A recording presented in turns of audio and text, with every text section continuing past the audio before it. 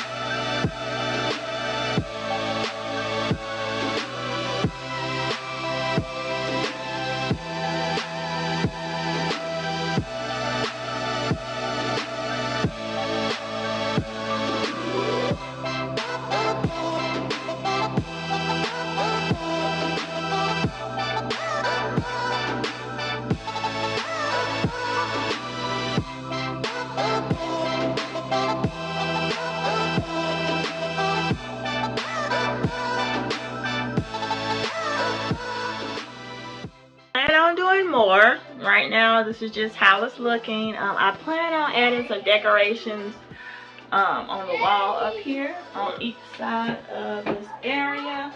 I also plan on getting some flowers and stuff to put here. I also plan on getting like little trays to go right here, just to have to put extra stuff in. But so far, that's what it's looking like. I'm not sure what else I can do. Pop down some comments below, letting me know some ideas you think that'll be going well. I just want this to be a place where I could just enjoy myself, you know, enjoy the time in here, because I'm going to spend a lot of time in here. I have 4 children with 1 on the way, so I have to make the most of it. So I plan on also up here, like putting some different things on each side of the wall.